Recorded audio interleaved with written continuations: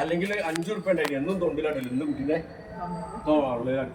അങ്ങനെ എന്തെങ്കിലും സംഭവിച്ചാൽ പിന്നെ നമ്മൾ എന്താ ചെയ്യല്ലാതെ ഒരു മാർഗമില്ല, ഡോക്ടർക്ക് എത്തൂല, ഉറപ്പാണ്. അപ്പൊ കുട്ടി ഇങ്ങനെ ആകണം, അങ്ങനെ ആകണം. ആ സമയത്ത് കുട്ടീനോട് വാങ്ങുക, എന്നിട്ട് കമിഴ്ത്തി പിടിക്കുക, ഇങ്ങനെ പിടിക്കണം, തൊള്ളി മൂക്ക് ഒഴിവാക്കുക.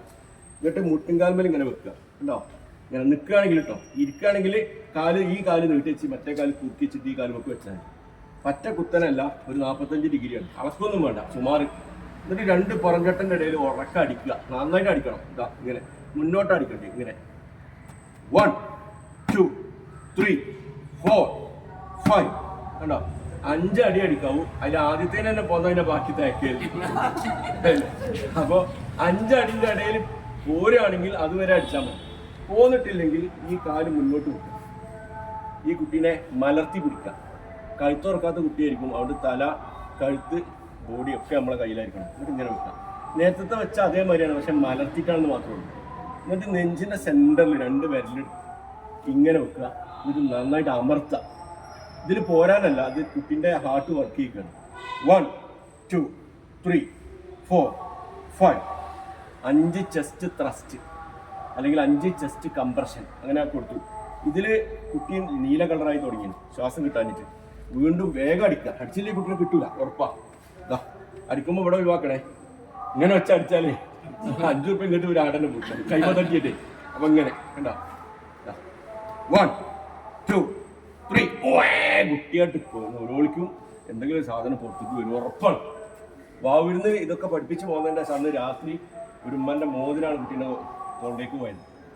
പക്ഷെ മോതിരം ഇങ്ങനെയാണ് കുടുങ്ങി വെച്ചാൽ കുഴപ്പമില്ല, അതിങ്ങനെ വിലങ്ങടിച്ചാൽ അങ്ങനെ ഒരാകെ ബേജാറായി. പക്ഷെ എനിക്ക് ഓർമ്മ ഉണ്ടായി, അത് വെച്ചടിച്ച് മോതിരം പുറത്തേക്ക് വന്നില്ല. പക്ഷെ എന്തിട്ടി, കുട്ടിക്ക് ശ്വാസം കിട്ടി. അങ്ങനെ പാലൊക്കെ കൊടുത്തപ്പോൾ കുടിക്കുന്നുണ്ട്. അവസാനം എന്നെ വിളിച്ചപ്പോൾ പറഞ്ഞു, മോതിരം പുറത്തേക്ക് വന്നില്ലെങ്കിൽ ആശുപത്രി കൊണ്ടുപോകണം. കാരണം 2 വഴിയുള്ളത്, ഒന്ന് ശ്വാസവസ്ഥക്ക് പോകും, അല്ലെങ്കിൽ നേരെ നമ്മുടെ അന്നനാളം വഴി അങ്ങനെ അപ്പിയിടുമ്പോൾ അതിലുണ്ടാവും, കുറച്ച് മാറ്റമൊക്കെ പോകുന്നു മോതിരത്തിൻ്റെ.